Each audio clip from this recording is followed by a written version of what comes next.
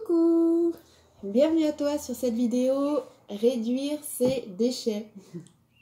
Alors, réduire ses déchets. Donc, moi, j'ai décidé de réduire mes déchets. Je suis actuellement à 2 poubelles par mois.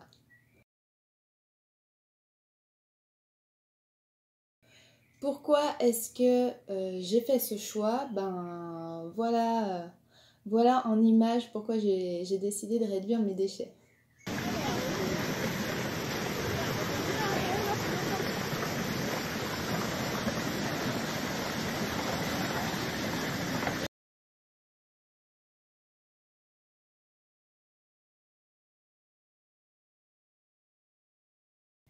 Alors, où vont mes déchets? Ben, concrètement, tout ce que je mets dans ma poubelle, ça va dans la nature. Ça, c'est... je pense que tout le monde n'en a pas forcément conscience, mais chaque chose que tu mets dans ta poubelle, ça va finir dans la nature, enterré quelque part. Le recyclage. Bon, le recyclage des cartons, ok. Faut savoir qu'une poubelle de recyclage qui a mal été... que les personnes qui ont fait le tri ont mal fait le tri, ben, il y a des poubelles de recyclage qui partent quand même dans la nature. Tout n'est pas forcément recyclé. La consigne de verre qui a disparu. Alors ça, je comprends pas pourquoi. Avant, tu utilisais une bouteille en verre, tu la ramenais, on la re-remplissait, enfin, tu ramenais tous tes verres, quoi. Ils étaient consignés, on te donnait même de l'argent. Je suis allée au Canada et c'est le genre de choses qui fonctionnent encore très bien. Donc pourquoi en France on ne le fait pas? En France c'est l'inverse en fait, on te fait payer. Il y a des zones où on te fait payer justement pour que la commune vienne ramasser tes déchets. C'est un petit peu le monde à l'envers. À mon niveau, qu'est-ce que je peux faire? Maintenant que j'ai bien conscience que je jette beaucoup de choses et que tout ce que je jette c'est enterré dans la nature ou que ça finit dans les eaux. Donc aujourd'hui, moi, à ma place, qu'est-ce que je peux faire pour changer ça? Alors, première chose que tu peux faire concernant les courses. Moi, j'ai des petits sacs en tissu comme ça, où je mets par exemple mes amandes ou mes noisettes que j'achète en vrac. J'ai des sacs plus grands pour mettre mes salades. Et tout le reste de mes légumes, je m'enquiquine pas avec des sacs. Moi, je mets tout dans un seul sac. Je vois pas l'intérêt de compartimenter sans arrêt. Voilà, quand tu vas à ton marché à la ferme, c'est sûr, si tu vas au supermarché, ben, tu te retrouves avec plein de sacs. Mais quand tu vas à ton marché à la ferme, tu prends ton cabas, tu mets tous tes légumes dedans. Enfin, moi, c'est ce que je fais. Je mets tous mes légumes dedans. Et puis voilà, quoi, j'ai mon ticket de caisse. Et puis, c'est réglé. Pas besoin d'avoir 36 000 sacs. Je vais beaucoup te parler du gris aussi. C'est-à-dire que ben, tu peux être super écolo et fabriquer toi-même tes sacs. Ou sinon, tu peux être une maman avec 2 enfants qui fait école à la maison et qui a plein d'autres choses à faire en même temps. Et à ce moment-là, tu peux acheter tes sacs. Donc là, je les ai payés 3,50 € les 5. C'est déjà un premier pas, en tout cas, pour un avenir pour la planète. Ces sacs-là, tu peux aussi les faire fabriquer en atelier par les enfants. Et pareil, même principe que les beeswax, tu peux les vendre à une kermesse pour déjà amener les parents peut-être vers un mode un peu plus écolo. Pour les beeswax, je t'invite à voir la vidéo sur ce thème-là. Si tu la trouves pas, envoie-moi un mail et puis je t'enverrai les liens vers toutes les vidéos que j'ai faites. Donc tu l'as compris, le principe c'est que quand on a des sacs en tissu comme ça pour faire ses courses, et ben forcément on achète du vrac. On évite la grosse cohue des supermarchés et on fonce, ben, soit tu vas acheter local chez ton maraîcher du coin ou à la limite pour tout ce qui est noisettes, amandes, tu peux aussi acheter ça dans un magasin bio. Mais en tous les cas, le but c'est d'éviter les grandes surfaces et de les boycotter au maximum. Après, je reste dans le gris. Bien sûr, il y a encore des choses aujourd'hui parfois que je vais acheter en grande surface pour me faire plaisir ou pour faire plaisir à mes enfants. On peut aller s'acheter quelque chose de tout fait. Ceci dit, c'est une exception.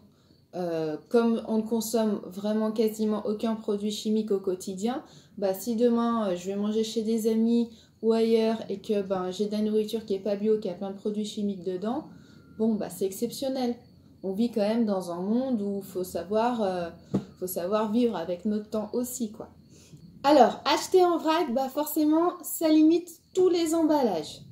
Tu peux aussi ramener tes emballages au producteur. Par exemple, quand moi j'achète des œufs à la MAP près de chez moi, et je garde mes petites boîtes d'œufs et puis je les ramène directement au producteur. Comme ça, il n'y a même pas besoin de passer par la case recyclage. C'est beaucoup plus rapide. Forcément, après, quand tu achètes en vrac, tu dois y stocker. Enfin, le mieux en tout cas, c'est d'y stocker, je pense, dans des pots en verre. Et oui, bah premièrement, t'as plus de plastique, t'as pas d'alu, t'as rien de choses qui peuvent atterrir dans... T'as aucun de ces éléments qui peut atterrir dans ton alimentation.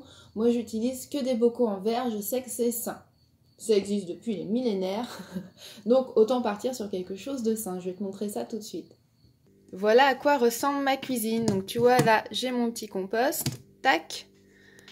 Là, j'ai tous mes petits pots dans lesquels je range mes courses, que je lave régulièrement au lave-vaisselle.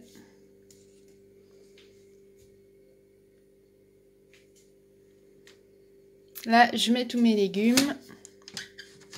Alors, les légumes qui poussent dans la terre se conservent principalement dans du sable. Donc moi, j'avais une sorte de petite lubie passé un temps. Je voulais carrément virer mon frigo pour limiter la facture d'énergie. Mais mon mari n'était pas du tout prêt à ça. Donc, je pense que ça viendra, mais plus tard. Voilà. Mais l'idée m'est restée en tête.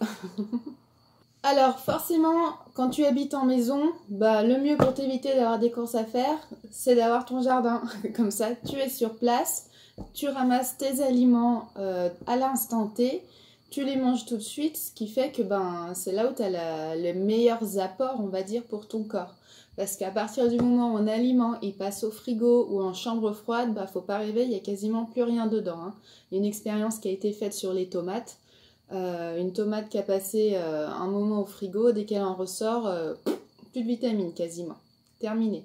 C'est pour ça que je sais pas si tu as remarqué, mais mes tomates, moi, elles sont dans une caisse, dans mon garde-manger, et ça va très bien. Je peux les conserver facilement une semaine, voilà. Donc ça, c'était pour la partie alimentation. Pour tout ce qui concerne le matériel, moi, je t'invite à éviter les produits à usage unique. Personnellement, j'achète énormément de choses en brocante ou sur le Bon Coin. Même pour les anniversaires de mes enfants, les fêtes de fin d'année ou les choses comme ça.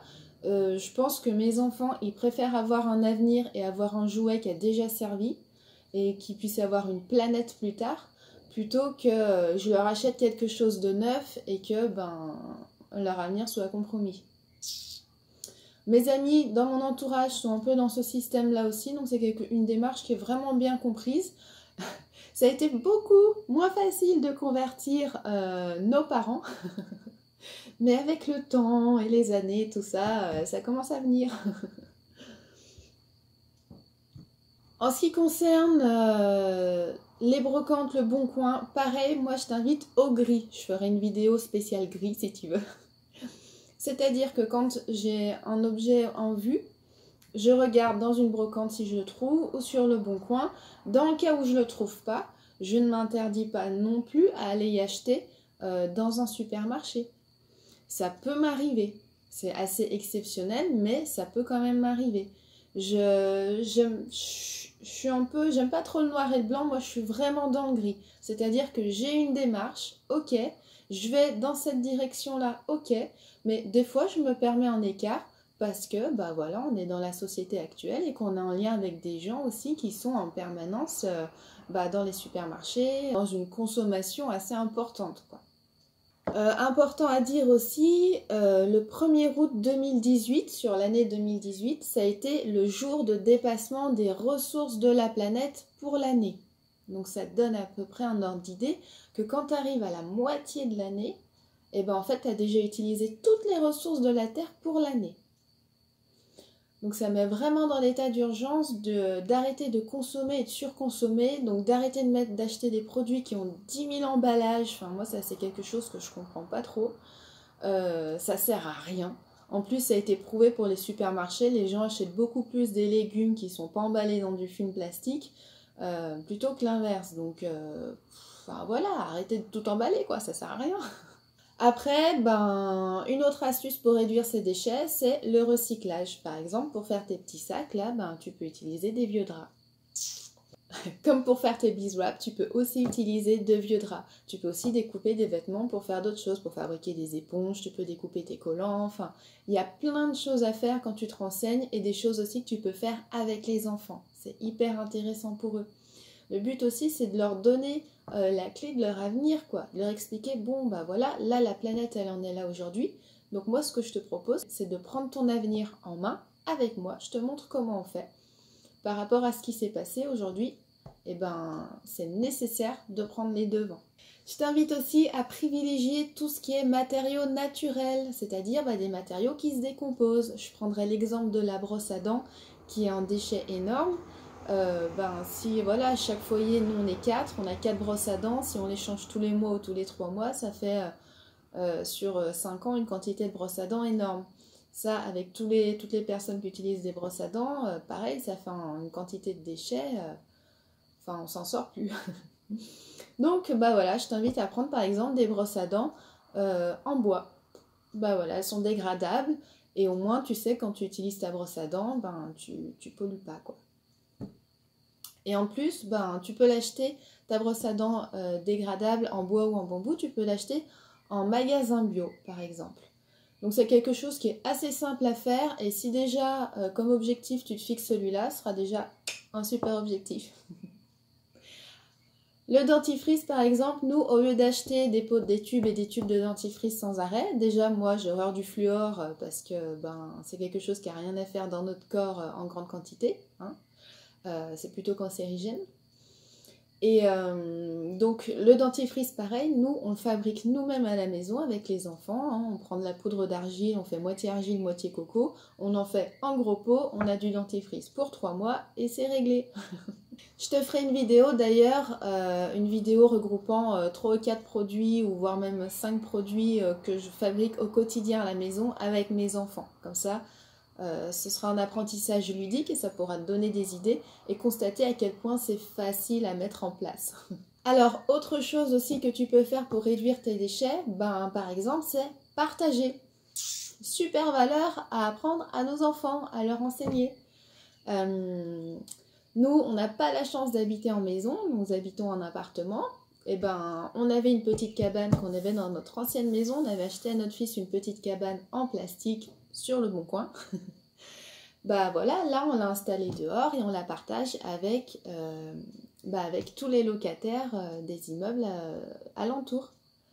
Ouais, comme ça tous les enfants jouent avec la cabane et puis c'est vraiment un endroit du coup où on peut se retrouver, parents et enfants, pour passer du temps ensemble. Ça peut être un moment convivial. Et du coup c'est super de créer du lien parce que ça peut t'amener des ressources, ça peut t'amener du bien-être, ça te sort des écrans et notamment les enfants, hein, le fait de les faire sortir des écrans c'est quand même aussi pas négligeable.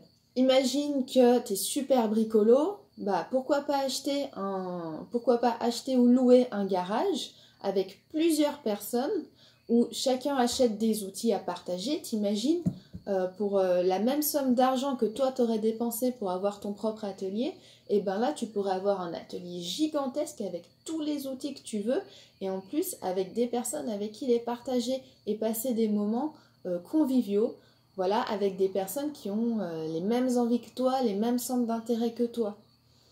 Enfin, que demander de plus quoi? Plutôt que chaque foyer achète un exemplaire, chaque chose. Moi en fait j'ai acheté cette quantité de matériel. En fait mon voisin il a les 2/3, c'est la même chose que moi qu'il a acheté quoi. L'autre d'après on n'en parle pas. Bon au bout d'un moment faut y arrêter quoi. Ça sert à rien, recréons du lien.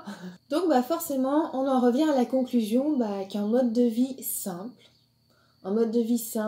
et où tu peux recréer du lien, tu peux avoir la même quantité de matériel en dépensant beaucoup moins d'argent, en utilisant beaucoup moins de ressources de la planète et en te faisant des nouveaux amis.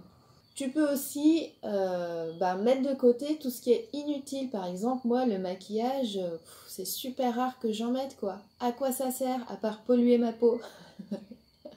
À faire joli, ok. Et si je mets pas de maquillage, on m'aime pas? J'adore cette phrase. Cette phrase, je te la tire du film de La Belle Verte, qui est un film de Colin Serrault, qui est mon film préféré depuis mes 20 ans. Je te le recommande fortement. En ce qui concerne l'aspect énergétique, j'ai réalisé il y a quelques mois, j'ai réalisé l'impact que j'avais encore aujourd'hui dans mon quotidien sur la planète. Et je me suis simplement recentrée et j'ai demandé pardon à la Terre-Mère. Je lui ai demandé pardon de tout ce que je faisais en tant qu'être humain qui pouvait nuire à mon bien-être, au bien-être de mon entourage. Par exemple, quand je roule avec ma voiture, je pollue. Ça nuit non seulement à moi-même et à mes enfants, mais aussi à mes voisins, à tous les gens que je peux croiser, aux animaux aussi que je peux croiser, et à la planète. Donc voilà, j'ai eu besoin de passer par une étape comme ça et de demander vraiment pardon pour tout ce que j'ai pu faire jusqu'à aujourd'hui, que j'étais pas consciente. Et tout en sachant que dorénavant, j'entrais dans une démarche où justement j'allais prendre en compte le respect de ma personne, le respect des autres espèces, des autres règnes, donc animales, minérales, tout ça, et aussi le respect de la planète.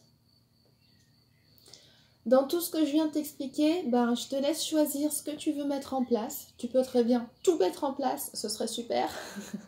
Ou alors tu peux mettre en place qu'une seule chose, déjà ce serait génial.